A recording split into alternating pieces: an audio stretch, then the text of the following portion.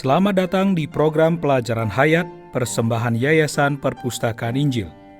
Witness Lee adalah seorang hamba Tuhan yang telah melayani lebih dari 7 dekade. Di puncak ministrinya, dia selama 21 tahun menafsirkan setiap kitab yang ada di dalam Alkitab. Dia menyebutnya Pelajaran Hayat. Pelajaran Hayat inilah yang menjadi dasar bagi program kita hari ini. Di dalamnya ada kutipan berita yang disampaikan oleh saudara Witness Lee. Sekarang, marilah kita bergabung dengan program hari ini. Pada pelajaran Hayat Roma ini, kita melihat semua yang kita miliki di dalam Adam. Kita juga melihat semua yang kita miliki di dalam Kristus. Yang kita miliki di dalam Adam hanyalah dosa dan maut. Bila kita ada di dalam Kristus, mewarisi hayat dan kebenaran, betapa ruginya ada di dalam Adam, dan betapa untungnya ada di dalam Kristus. Dari waktu ke waktu, Alkitab memberi kita pelajaran akuntansi surgawi. Dan hari ini kita akan mempelajarinya dari kitab Roma. Saudara Gumulya telah kembali hadir di studio kami untuk bersekutu lebih lanjut tentang kitab Roma. Saudara Gumulya, selamat datang kembali di pelajaran Hayat kitab Roma. Terima kasih. Saya senang bisa kembali pada pelajaran Hayat yang luar biasa ini. Kami telah melihat bahwa ada peralihan yang besar di dalam kitab Roma pasal 5. Peralihan dari alam perbuatan manusia kepada diri manusia itu sendiri, personanya.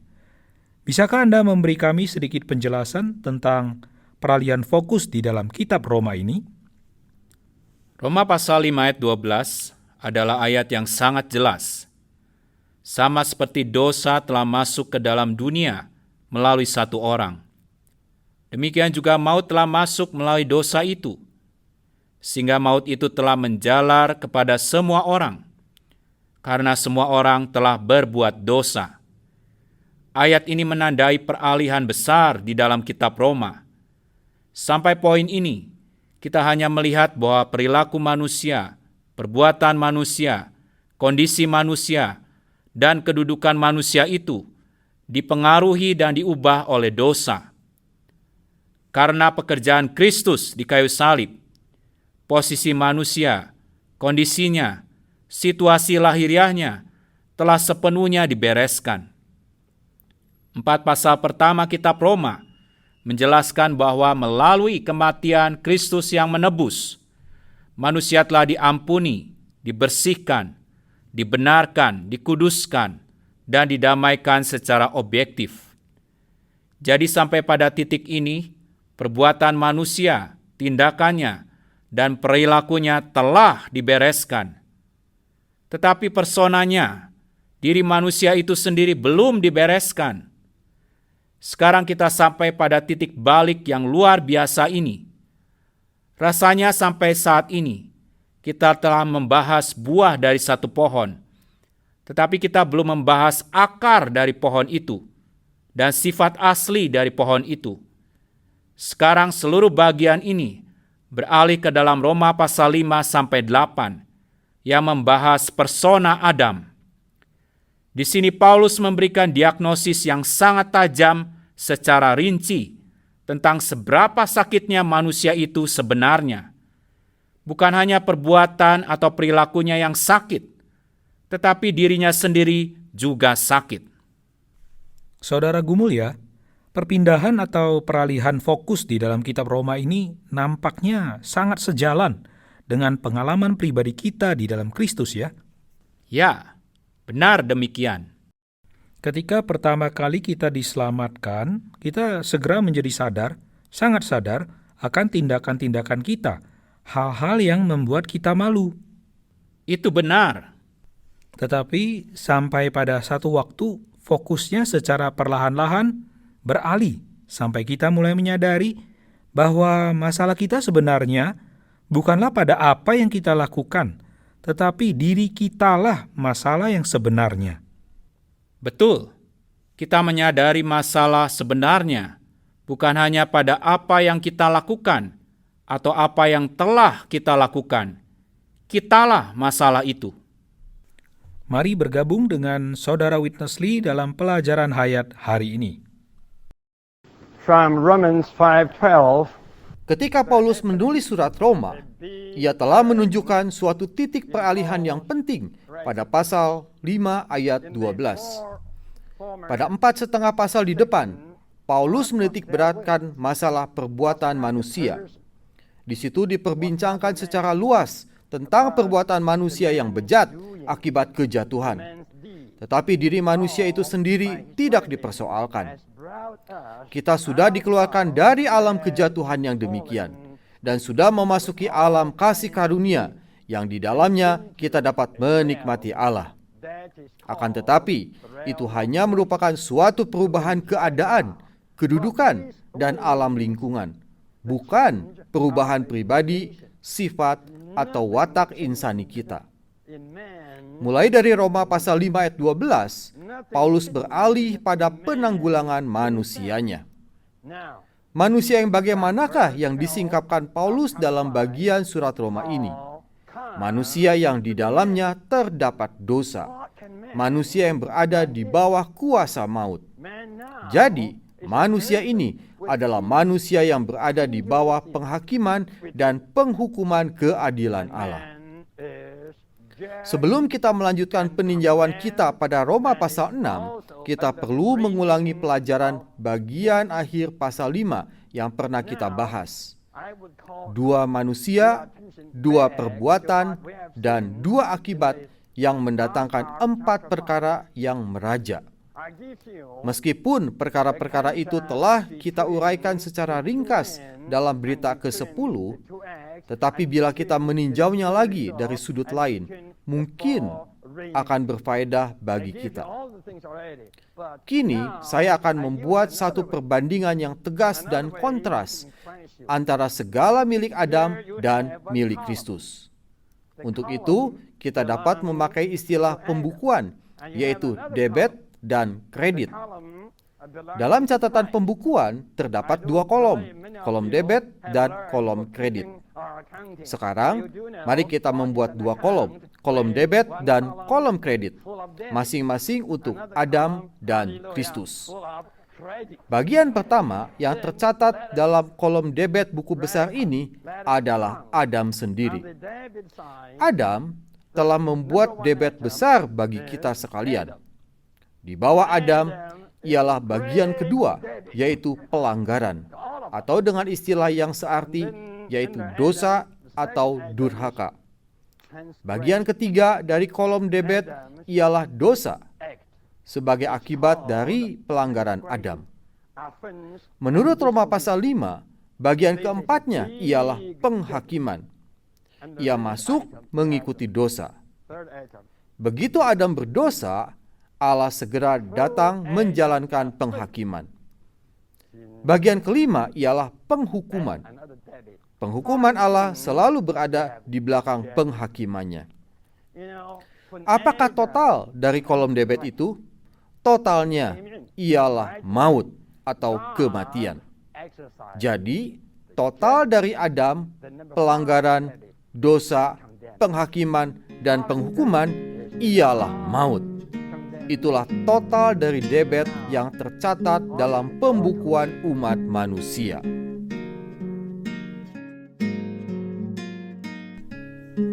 Saudara Gumulya, saya rasa kita semua sekarang pasti terkesan dengan semua hal yang telah kita terima melalui hubungan kita dengan kedua manusia ini, Adam dan Kristus. Untuk membuat hal ini menjadi lebih jelas, Saudara Witness Lee menggunakan buku besar akuntansi yang kekal. Apakah yang ditunjukkan oleh buku besar itu pada rekening Adam? Sejauh ini kita melihat ada 6 poin pada rekening Adam. Dan 6 poin ini menunjukkan kepada kita jenis debit yang ada pada Adam. Pertama, diri Adam sendiri adalah debit yang luar biasa besar. Adam menjadi sakit karena dosa, putus asa, tidak berdaya, dan tidak dapat mengekspresikan Allah untuk memenuhi segala tujuan dan kehendak Allah. Jadi, Adam sendiri adalah debet besar yang pertama. Lalu yang kedua adalah pelanggaran atau ketidaktaatan, yang juga merupakan debet yang luar biasa. Bagian ketiga dari debet di dalam rekening Adam adalah dosa. Kemudian yang keempat adalah penghakiman yang sesungguhnya karena dosa. Tuhan harus menghakimi, dan penghakimannya kepada manusia yang demikian adalah penghukuman. Jadi yang Anda miliki hanyalah penghukuman. Dan kelima hal yang sudah disebutkan tadi, semua pelanggaran Adam membawa kita kepada penghukuman. Jumlah total 5 butir tadi adalah butir yang ke-6, yaitu maut. Sungguh situasi yang menyedihkan, debet yang sangat besar.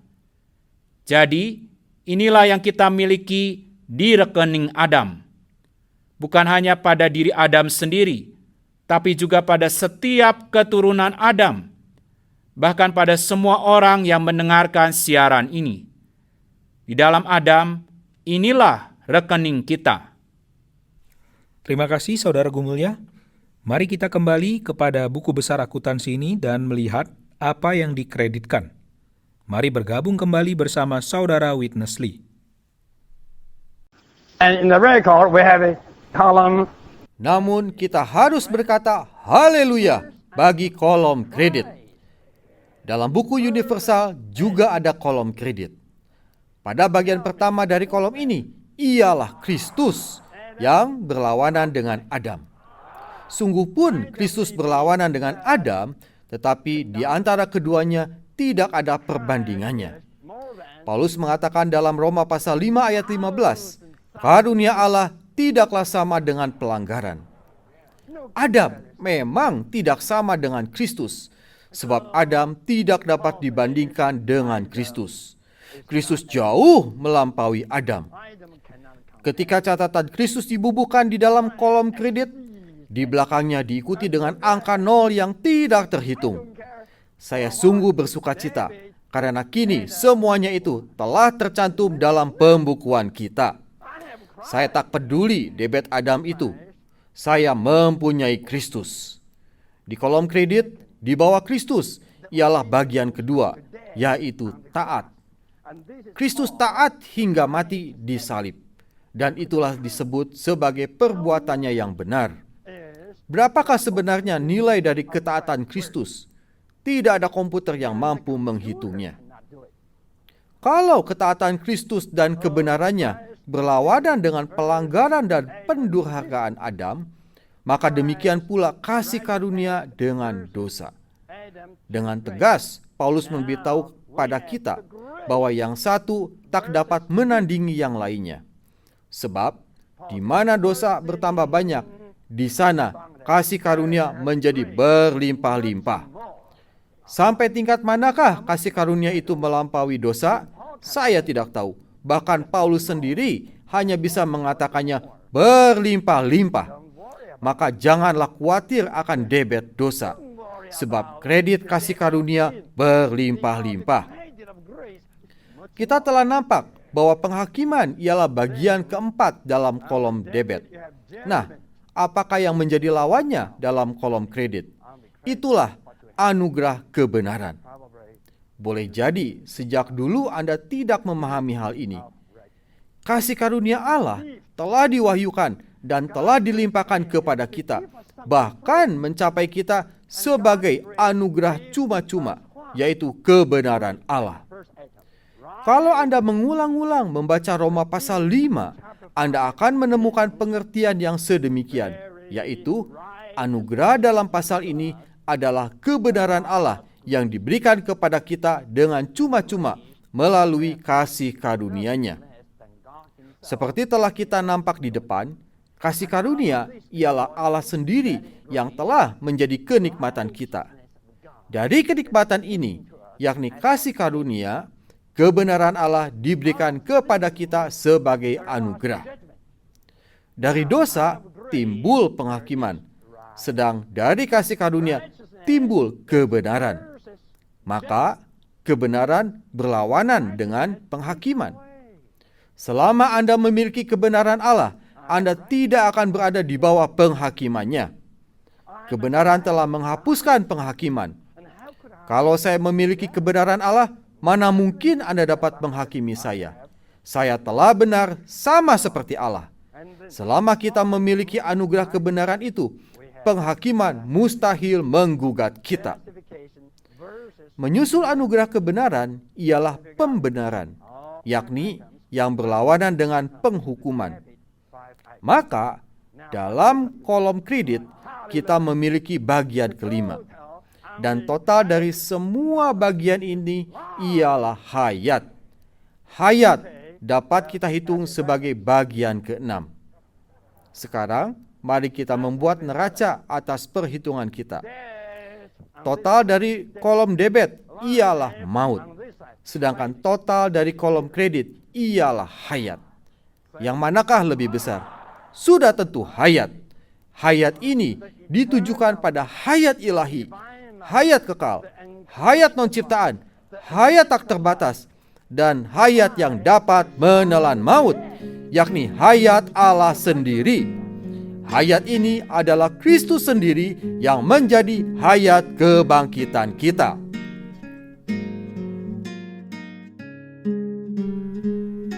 Saudaraku mulia, kita harus memuji Dia karena kita tidak ditinggalkan di dalam Adam. Melainkan ada satu set buku akuntansi yang benar-benar baru bagi mereka yang ada di dalam Kristus.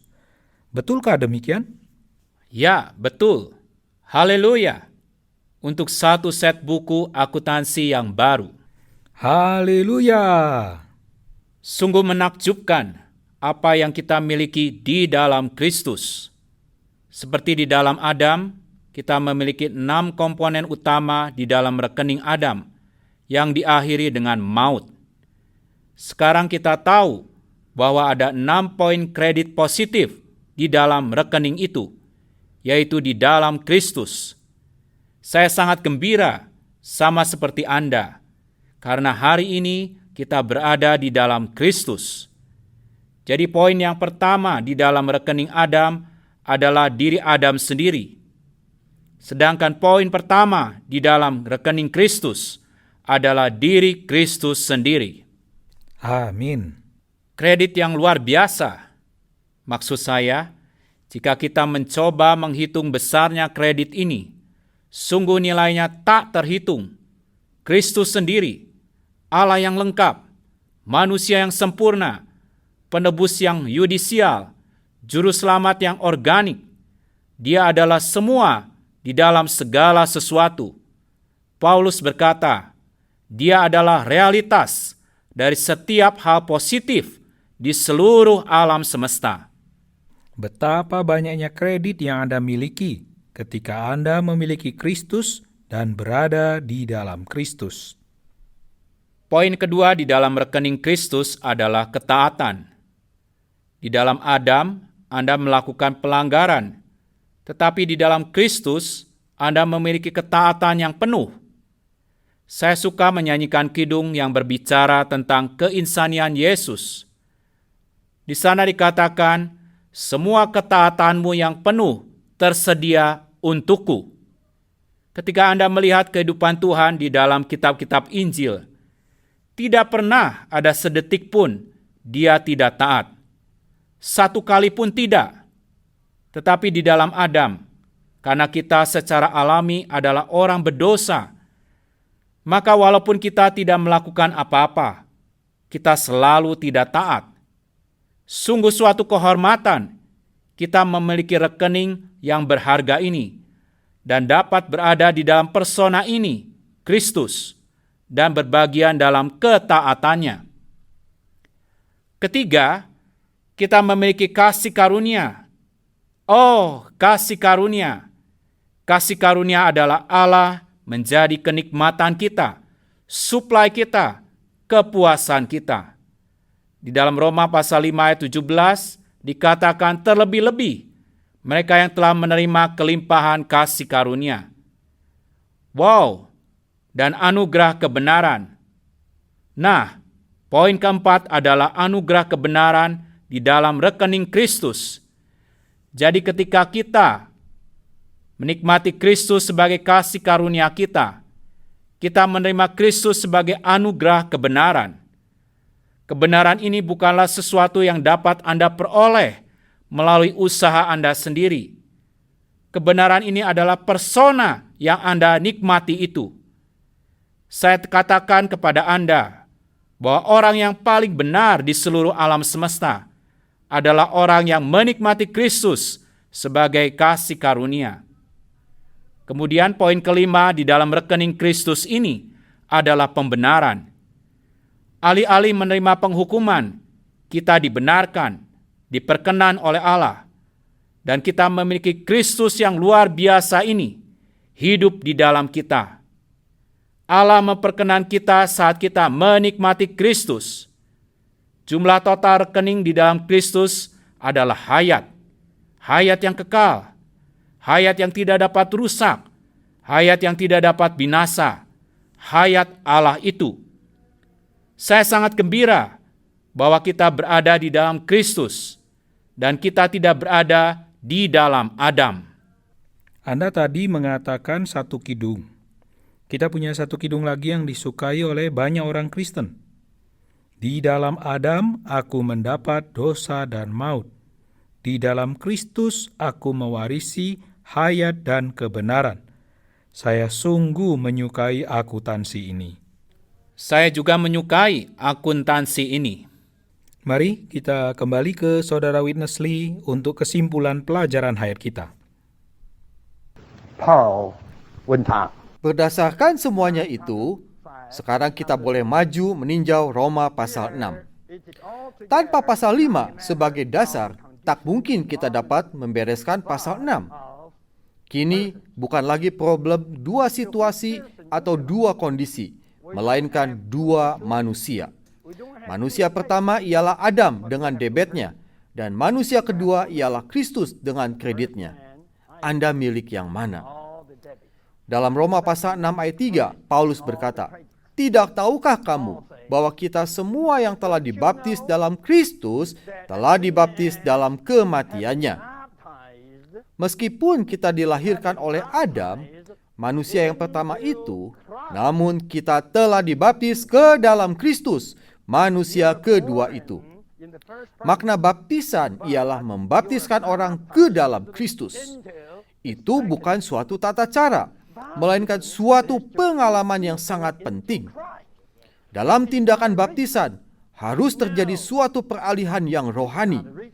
Pembaptisan adalah suatu tindakan di mana kita membaptis orang milik Adam ke dalam kematian. Dan melalui itu, kita memindahkan mereka keluar dari Adam masuk ke dalam Kristus. Terpujilah Tuhan, kita sekalian telah dibaptis di dalam Kristus. Kita telah bersatu di dalam kematian dan kebangkitannya. Tatkala kita dibaptis ke dalam Kristus, pada satu pihak kita diletakkan ke dalam kematian, sedang pada pihak lainnya kita mulai bertumbuh. Hal ini mirip sekali dengan menabur benih ke dalam tanah. Dipandang dari luar, benih kita tabur, padahal ia mulai bertumbuh. Melalui dibaptis ke dalam Kristus, kita semua bertumbuh bersamanya di dalam rupa kematiannya. Kalau kita telah bertumbuh bersama Dia di dalam rupa kematiannya, maka kini kita pun bertumbuh bersamanya. Kita pun bertumbuh bersama Kristus di dalam rupa kebangkitannya. Apakah rupa kebangkitannya? Itulah kebaruan hayat. Kita semua patut hidup dalam kebaruan hayat ini. Kita harus nampak kedua perkara tersebut. Kita telah bertumbuh bersama Kristus dalam baptisan, dan kita telah bertumbuh bersama dalam rupa kebangkitannya, yakni dalam kebaruan hayat kebangkitannya. Kalau kita telah nampak hal ini, berarti kita telah mati bersamanya, dan kini kita bertumbuh bersamanya. Kita telah dikubur bersamanya dalam baptisan, dan sekarang kita telah bertumbuh bersamanya di dalam kebangkitannya, yaitu dalam hayat ilahinya. Kita harus hidup di dalam apa yang kita nampak itu, yakni hidup di dalam kebaruan hayat. Jika kita telah menghitung diri kita mati terhadap dosa, dan hidup terhadap Allah, maka kita perlu mempersembahkan anggota tubuh kita kepada Allah menjadi senjata kebenaran bagi Allah.